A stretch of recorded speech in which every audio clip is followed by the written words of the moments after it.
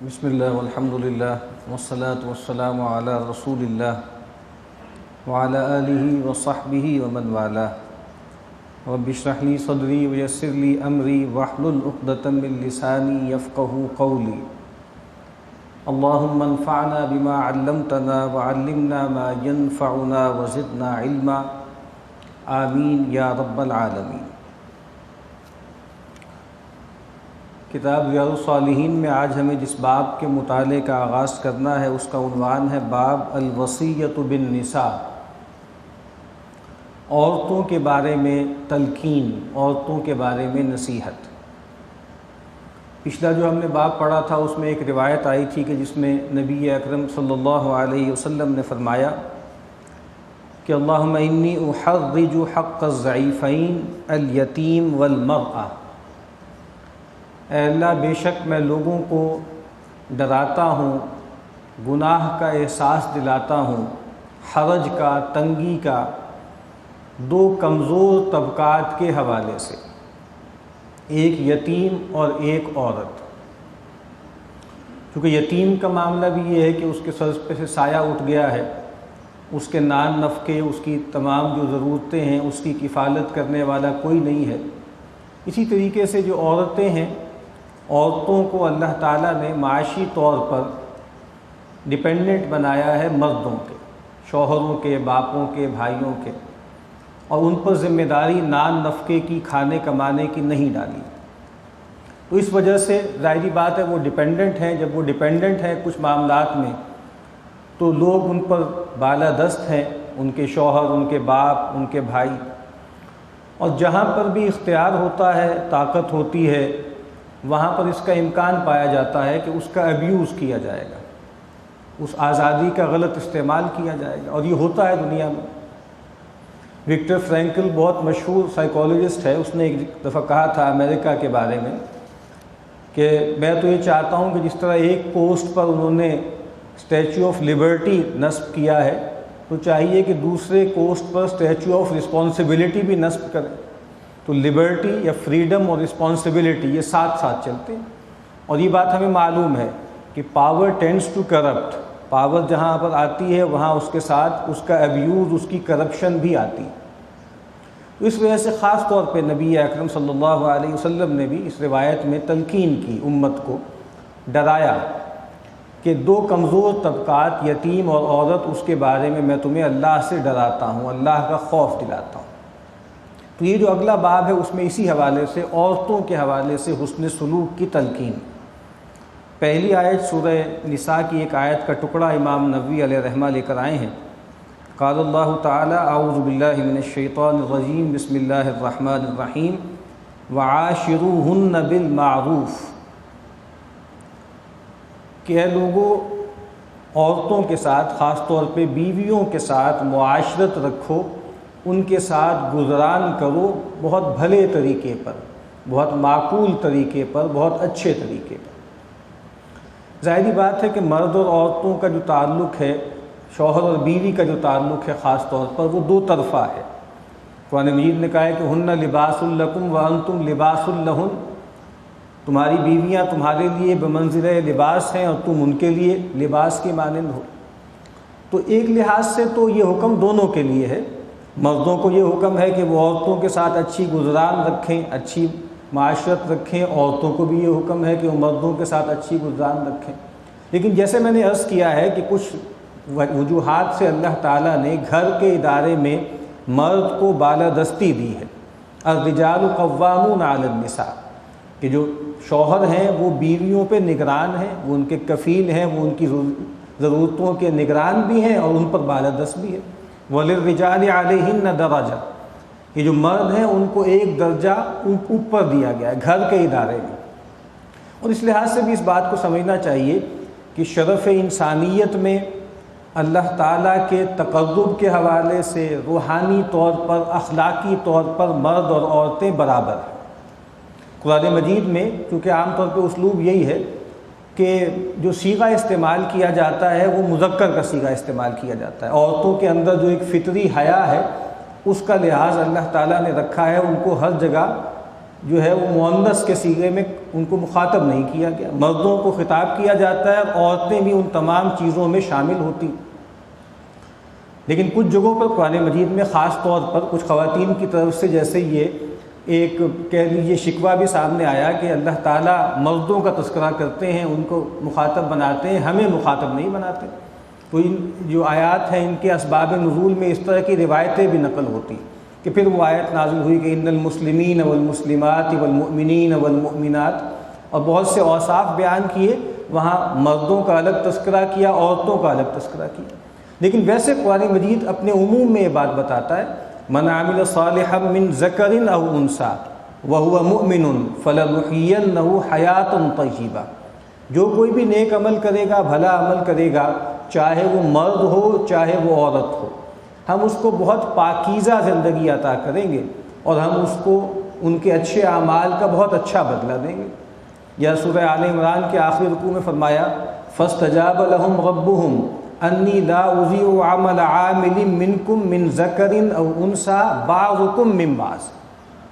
ان کے رب نے ان کی بات سنی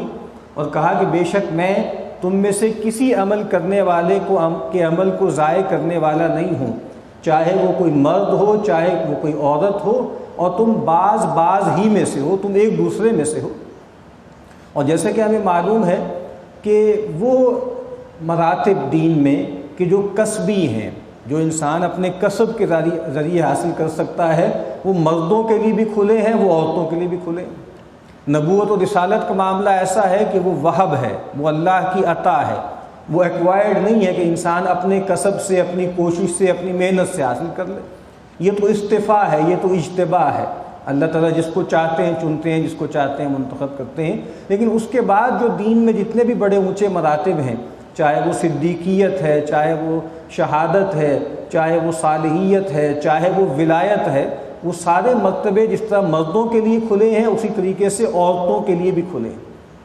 لیکن جس طرح میں نے عرض کیا نا کہ چونکہ اس کو ایک نگرانی کا منصب دیا گیا ہے، اس کو قوامیت دی گئی ہے، تو اس کا تقاضا یہ ہے کہ خاص طور پر اس کو تلقین کی جائے کہ وعاشروہن بالمعروف، دیکھو اپنی بیویوں کے ساتھ اچھا معاملہ کرو، اچھا گزران کرو۔ اور آگے فرمایا کہ اگر تم فَإِن كَرِهْتُمُوهُنَّ شَيْئًا،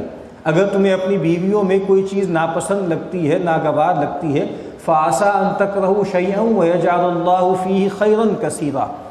تو یہ بھی تو ہو سکتا ہے، بہت امید ہے اور اکثر ایسا ہوتا ہے کہ کوئی چیز تمہیں ناگوار گزرتی ہو جبکہ اللہ تعالیٰ نے اس میں تمہارے لیے خیر کثیر رکھا۔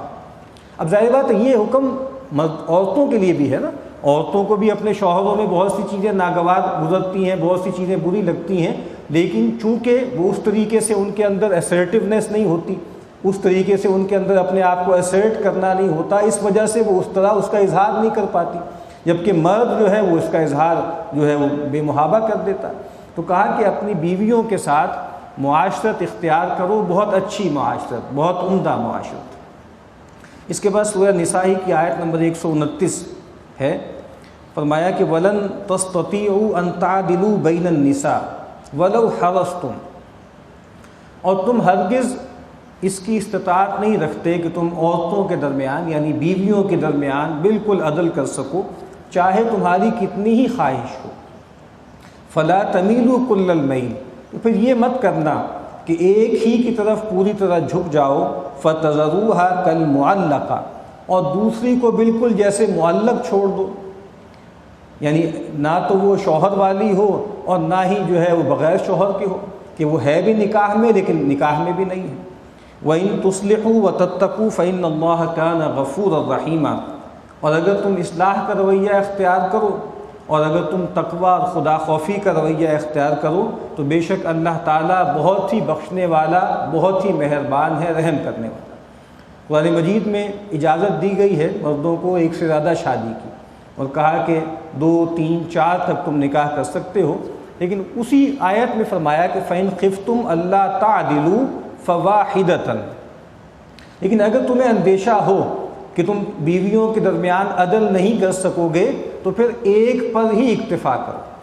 اور نبی اکرم صلی اللہ علیہ وسلم نے بھی اس کی بہت جو ہے تلقین فرمائی ہے اور کہا ہے کہ جو عورت، جو مرد ہے جس کی ایک سے زیادہ بیویاں ہیں، اور وہ بیویوں کے درمیان انصاف نہیں کرتا تو وہ قیامت کے دن ایسے آئے گا کہ اس کا آدھا دھڑ مفلوج ہوگا۔ تو وہاں کہا گیا ہے کہ اگر تم عدل نہ کر سکو تو پھر ایک ہی پہ اکتفا کرو، اور یہاں کہا جا رہا ہے کہ دیکھو کچھ معاملات میں تم عدل کر سکتے ہو، لیکن ہر معاملے میں عدل کرنا تمہارے لیے ممکن نہیں ہے، چاہے تم کتنی ہی حرص رکھو۔ یہ کون سے معاملات ہیں جس کے بارے میں قرآن مجید کیٹیگوریکلی کہہ رہا ہے کہ ان معاملوں میں عدل کرنا تمہارے بس میں نہیں ہے، چاہے تمہاری خواہش کتنی ہی ہو؟ اور وہ کیا ہے؟ وہ دلی میلان ہے، وہ دلی تعلق ہے، وہ محبت ہے، وہ الفت ہے، وہ لگاؤ ہے۔ جو انصاف کیا جا سکتا ہے وہ ان چیزوں میں کیا جا سکتا ہے کہ جو کوانٹیفائیبل ہیں، جن کو گنا جا سکتا ہے، نان نفقے میں، کپ پہننے اوڑھنے میں، کھانے پینے میں، یہاں تک کہ باری کے معاملات میں کتنا وقت ایک بیوی کے ہاں گزارنا ہے اتنا ہی دوسری بیوی کے ہاں گزارنا ہے۔ لیکن یہ بات کہ تمام بیویوں کے ساتھ ایک جیسی محبت ہو، مودت ہو، ایسی ذمہ داری اللہ تعالیٰ نے نہیں ڈالی۔ اسی لیے نبی اکرم صلی اللہ علیہ وسلم کی یہ دعا یا یہ کلمہ نقل ہوتا ہے کئی کتابوں میں کہ نبی اکرم صلی اللہ علیہ وسلم یہ فرمایا کرتے تھے کہ اللہم ھذا قسمی یا ھذا فعلی، اے اللہ یہ میری تقسیم ہے، یہ میرا معاملہ ہے، فیما تملک ولا املک، اور کہا کہ اے اللہ یہ تقسیم جو میں کر رہا ہوں، یہ جو میں معاملہ کر رہا ہوں، فیما املک، یہ اس میں ہے جس میں میرا اختیار ہے۔ میرا اختیار کس چیز میں ہے؟ فزیکل چیزوں میں ہے، نان نفقے میں ہے، کھانے پینے کے معاملات میں ہے، باری کے معاملات میں۔ تو فرمایا کہ فلا تلمنی، یا ایک روایت میں فلا تؤاخذنی، اے اللہ مجھے ملامت مت کیجیو، میرا مواخذہ مت کیجیو، فیما تملک ولا املک، ان معاملات میں جو تیرے اختیار میں ہیں اور میرے اختیار میں نہیں ہے۔ میرے اختیار میں کیا ہے؟ میرے اختیار میں فزیکل عدل ہے ان چیزوں میں جن کو گنا جا سکتا ہے، جن کو جو ہے شمار کیا جا سکتا ہے، لیکن وہ چیز جو میرے اختیار میں نہیں وہ تیرے اختیار میں۔ دل میں محبت ڈالنا کسی کے لیے اور محبت کا زیادہ ہونا یہ انسان کے اختیار میں نہیں ہوتا۔ اور ظاہری بات نبی اکرم صلی اللہ علیہ وسلم جب یہ بات فرما رہے تھے تو واضح طور پر کچھ ازواج آپ کے سامنے تھی، خاص طور پہ سیدہ عائشہ رضی اللہ تعالی عنہ۔ جب آپ سے پوچھا گیا کہ من احب الناس الیک، کہ اللہ کے نبی آپ انسانوں میں سب سے زیادہ محبوب آپ کو کون ہے؟ تو آپ صلی اللہ علیہ وسلم نے فرمایا عائشہ، آپ نے کہا عائشہ رضی اللہ تعالی عنہ وہ مجھے سب سے زیادہ محبوب ہیں۔ پھر پوچھا گیا کہ من الرجال، مردوں میں کون ہے؟ تو کہا ابوہا، کہا کہ ان کے والد یعنی سیدنا ابوبکر صدیق رضی اللہ تعالی عنہ۔ تو جب تک سیدہ خدیجہ رضی اللہ تعالیٰ زندہ تھی رسول اللہ صلی اللہ علیہ وسلم کا نکاح آپ نے تعدد ازواج کیا ہی نہیں، اور سب سے زیادہ محبوب آپ کی جو ہے وہ بیگم وہی تھی۔ اس کے بعد پھر بہت سی ضرورتوں سے آپ نے نکاح کیے ہیں متعدد، تو اس کے بارے میں آپ صلی اللہ علیہ وسلم بھی یہ فرمایا کرتے تھے کہ اے اللہ یہ میری تقسیم ہے ان چیزوں میں جن کو گنا جا سکتا ہے، شمار کیا جا سکتا ہے، جو میری ملکیت میں ہے، لیکن جہاں پر میرا اختیار نہیں ہے اے اللہ میرا مواخذہ مت کیجیے۔ تو یہاں پر بھی یہ فرمایا کہ ٹھیک ہے ان معاملات میں تو تم عدل نہیں کر سکتے، تمہارے بس میں نہیں ہے، چاہے تمہاری کتنی ہی خواہش ہو، لیکن یہ معاملہ نہیں ہونا چاہیے کہ بالکل ایک کی طرف جھک جاؤ اور دوسری کو بالکل معلق چھوڑ دو۔ اور پھر فرمایا کہ دیکھو اصلاح کا رویہ اختیار کرو گے اور تقویٰ کی روش اختیار کرو گے تو پھر اگر کوئی کوتاہی ہو جائے گی، کچھ نہ کچھ اونچ نیچ ہو جائے گی، کانٹے کے تول بالکل عدل کرنا ناممکن ہوتا ہے، لیکن اگر تمہارا ارادہ فساد کا نہیں ہے اور اگر تمہارا ارادہ جو ہے وہ برائی کا نہیں ہے، تم تقویٰ پر قائم ہو، تو پھر اگر کوئی کوتاہی ہو جائے گی تو اللہ تعالیٰ بخشنے والے، رحم کرنے والے۔ اب جو پہلی روایت ہے نبی ہریرہ رضی اللہ تعالی عنہ قال قال رسول اللہ صلی اللہ علیہ وسلم استوصوا بالنساء خیرا، لوگوں مجھ سے یا اپنے نفس سے یا آپس میں ایک دوسرے سے عورتوں کے حوالے سے خیر کی نصیحت قبول کرو، خیر کی وصیت قبول کرو۔ فإن المرأة خلقت من ضلع، کہ عورت کو پیدا کیا گیا ہے پسلی سے، وإن أعوج ما في الضلع أعلاه، اور پسلی میں جو سب سے ٹیڑھی چیز ہوتی ہے وہ اس کا اوپر کا حصہ ہوتا ہے۔ فإن ذهبت تقيمه كسرته، اگر تم چاہو گے کہ اس کو سیدھا کر دو تو تم اس کو توڑ دو گے۔ وَإِن تَرَكْتَهُ لَمْ يَزَلْ أَعْوَجَ، اور اگر چھوڑ دو گے تو وہ ٹیڑھی ہی رہے گی۔ فَاسْتَوْصُوا بِالنِّسَاءِ، تو مجھ سے عورتوں کے بارے میں حسن سلوک کی نصیحت قبول کرو۔ دوسری روایت میں ہے الْمَرْأَةُ كَالضِّلَعِ، عورت پسلی کی مانند ہے، یہ ایک تشبیہ ہے۔ ان اقمتہا کسرتہا، اگر تم اس کو سیدھا کرنے کی کوشش کرو گے تم اس کو توڑ ڈالو گے۔ وَإِنْ اسْتَمْتَعْتَ بِهَا اسْتَمْتَعْتَ وَفِيهَا عِوَجٌ، اور اگر تم اس سے استمتاع کرو گے، فائدہ حاصل کرو گے، تو اسی حال میں فائدہ حاصل کرو گے کہ اس کے اندر ٹیڑھ ہے۔ مسلم کی روایت میں ہے ان المرأة خلقت من ضلع، عورت کو پیدا کیا گیا ہے پسلی سے، لن تستقیم لک علی طریقۃ، تم کسی بھی طریقے سے اس کو سیدھا نہیں کر سکتے، وہ تمہارے لیے سیدھی نہیں ہو سکتی۔ فإن استمتعت بها استمتعت بها وفيها عوج،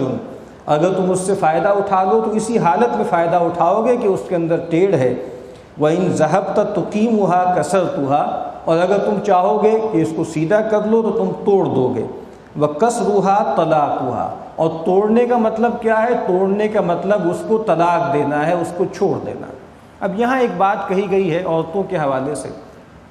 کہ مردوں اور عورتوں کی جسمانی ساخت میں بھی اللہ نے فرق رکھا ہے،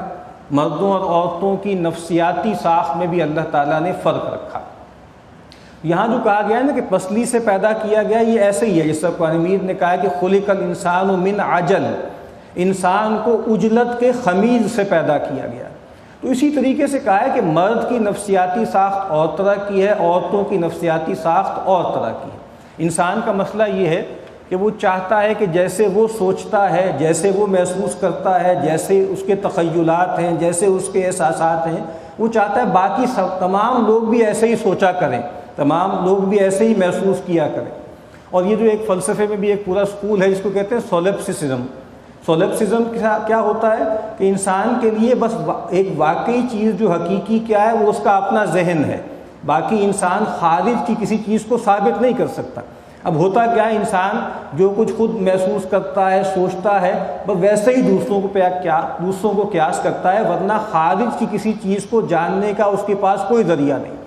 تو یہی مسئلہ ہوتا ہے کہ انسان کے اندر ایک وصف کبھی ایسا ہوتا ہے کہ بہت کمزور ہو جاتا ہے، اور وہ کیا ہے؟ وہ ایمپتھی ہے۔ ایمپتھی کا مطلب کیا ہوتا ہے؟ جس کو انگریزی محاورے میں کہتے ہیں نا کسی دوسرے کے جوتے میں اپنے پاؤں ڈالنا۔ ہم احساسی، کہ بھائی میرے اندر کچھ احساسات ہیں، دوسرے کے اندر کچھ اور احساسات ہیں۔ تو یہاں پر کہا گیا ہے کہ اگر مرد یہ چاہے گا کہ جیسے وہ محسوس کرتا ہے، جیسے وہ چیزوں کو دیکھتا ہے، جیسی اس کے اندر برداشت ہے، جیسی اس کے اندر قوت فیصلہ ہے، اس کی بیوی کے اندر بھی معاملات ویسے ہی ہوں، تو کہا کہ اگر تم اس کو سیدھا کرنے کی کوشش کرو گے تو توڑ ڈالو۔ تو اللہ تعالیٰ نے خلقت فرق رکھی ہے، فزیکل بھی اور سائیکولوجیکل بھی، سائیکک بھی۔ اور یہ بات آپ کو معلوم ہوگی کہ جو فیمنزم کی تحریک چلی مغرب میں، جو اس کی فرسٹ ویو تھی،